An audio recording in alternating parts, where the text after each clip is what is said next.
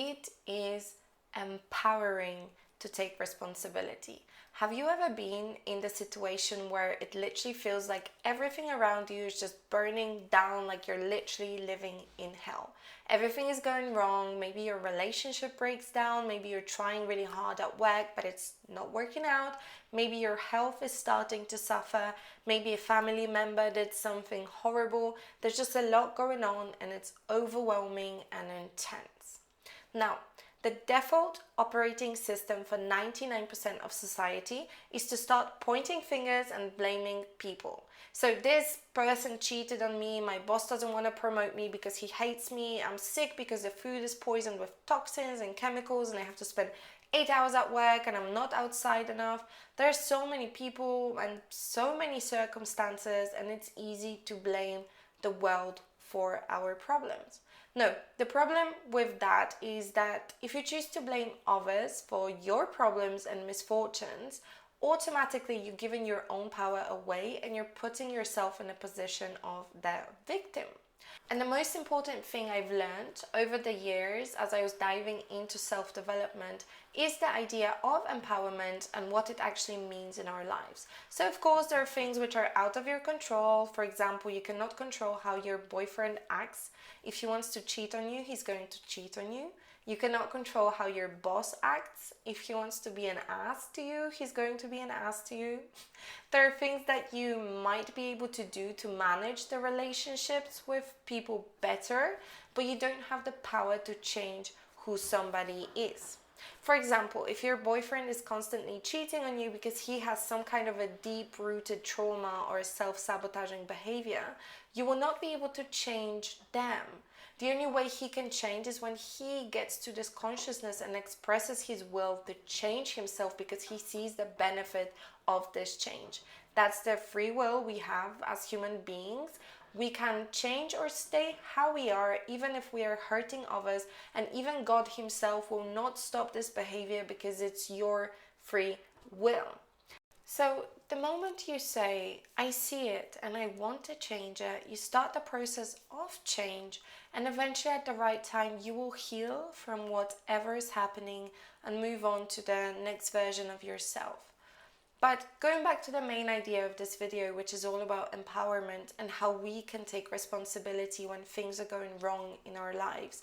And when we feel the urge to blame people and circumstances around us, as opposed to trying to really see how we can empower ourselves and our situation.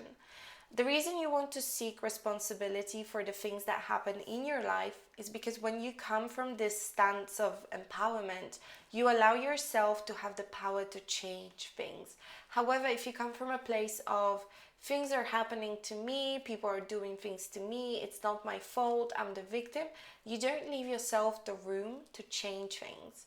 To give you an example, about 1.5 years ago, I went through one of the hardest financial phases of my life, and it started with me meeting a woman who I considered a friend, who actually ended up doing certain things that affected my financial position in a negative sense. Then following that incident, I experienced a series of incidents that also affected my financial well-being negatively. So I'm talking about things like losing clients in my business, being robbed, missing an expensive flight, and having the stress of purchasing another one last minute. Surprise expenses come up. Basically, think about all the possible things going wrong at once. And it really felt like life was out to get me. It felt like I was spiraling down financially and I just didn't know how far it would go. But I understood that blaming the world, blaming God, blaming people doesn't work, and it doesn't really teach us anything. And I always try to take responsibility. So I sat down and started journaling, going back over the past few months, trying to figure out what happened, where things went wrong for the first time, and what did I do to get myself in that position. So very quickly I realized that actually when I met this woman that I considered a friend, I saw the red flags from the beginning, but I disregarded them. From the beginning, I clearly saw that this woman has a tendency to fall out with people close to her over money. I also realized that this woman definitely has a lot of money issues herself and is likely to take advantage when she can. In the end, not only did I put myself in a close relationship with somebody who I knew would likely hurt me, but I also permitted her to hurt me this way. So I cannot blame her, because I really believe that each and every single one of us is doing our best according to what we know. And I'm sure if she knew better, she wouldn't be doing what she's doing, because it doesn't benefit her. So I cannot blame her for doing what she did to me. I can only blame myself for allowing her to do this to me. Then when I look at my business and my clients, I realized that actually I neglected my business because I was spending a lot of my time doing things for people who were not willing to compensate me for it. And I knew this really well, but I tried to be that nice kind of person that is always doing things for others without expecting anything in return. And I wasn't pouring attention and time into my own business, which is why I ended up losing clients and I ended up without money coming in from my business. So again, I cannot blame the world for losing my clients and for not having new clients, when the answer was very simple. I didn't give my business enough time and attention, which is why I lost the clients. And I didn't have any money coming in because of that. Then when I looked at the other things like the robbery and missing my flights and all these other little bits that happened, I realized that actually they happened because I was very stressed. I was obviously worried about money. I was very emotionally disturbed because of what happened between me and this woman. I was anxious about my business. My confidence was affected, and I was just trying to make things work. But it was so much pressure, and I wasn't paying attention when I was on the street, for example, which is why I was robbed. When it came to my flight, I made a bunch of wrong decisions, which caused me to miss it. And then the surprise bills, I mean, nothing is really a surprise bill. It's just that I forgot about it. I forgot to cancel something, I forgot to pay something, and then I had to pay a penalty payment. So basically none of it was a coincidence. It wasn't the world out to get me. It was just my lack of attention that was due to stress that was causing all these things to happen. So you see, when you approach your problems like this, now you have the potential to make changes.